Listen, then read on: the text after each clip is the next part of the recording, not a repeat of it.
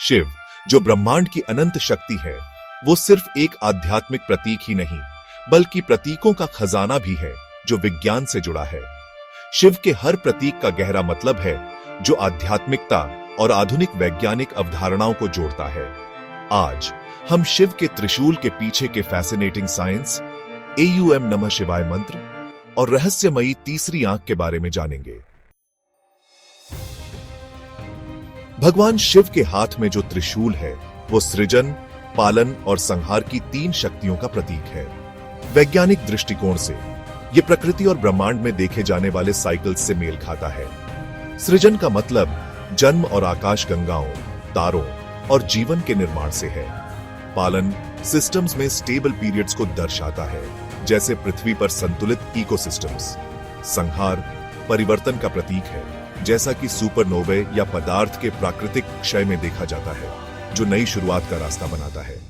त्रिशूल हमें सिखाता है कि ये ताकतें विरोधाभासी नहीं, बल्कि पूरक हैं, जो ब्रह्मांड और हमारे जीवन दोनों में संतुलन के लिए जरूरी हैं।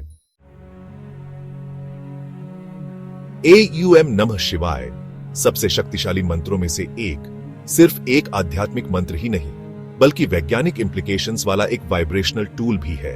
AUM ध्वनि को ब्रह्मांड का प्राइमोर्डियल वाइब्रेशन कहा जाता है।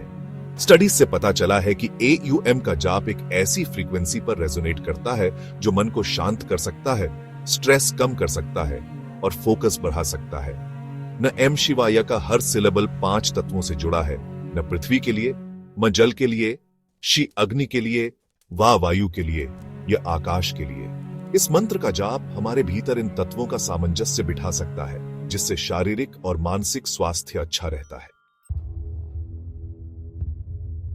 शिव की तीसरी आंख ज्ञान और उच्च चेतना का प्रतीक है, जिसे अक्सर भ्रम और अज्ञानता के विनाश के स्रोत के रूप में दर्शाया जाता है। वैज्ञानिक रूप से तीसरी आंख पिनियल ग्लैंड से जुड़ी हुई है, जो दिमाग में एक छोटी एंडोक्राइन ग्लैंड होती है।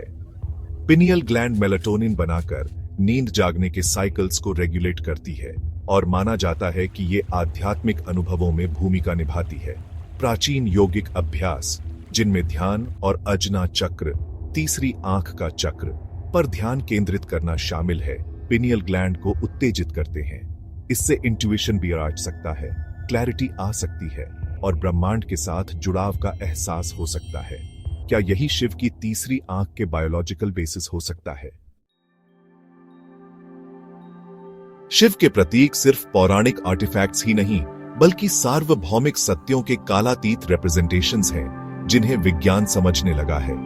यह हमें ब्रह्मांड के इंटरकनेक्टेडनेस, ध्वनि और कंपन की शक्ति और हमारे अपने मन के भीतर छिपी अनटैप्ड पोटेंशियल की याद दिलाते हैं। ये प्रतीक आपको कैसे लगते हैं? कमेंट्स में अपने विचार शेयर करें और चलिए साथ मिलकर शिव के रहस्यों के बारे में और जानें। AUM नमः शिवाय। शिव के ज्ञान का अन्वेषण करें। लाइक, शेयर और सब्सक्राइब करें स्पिरिचुअलिटी और साइंस के बारे में और इनसाइट्स के लिए।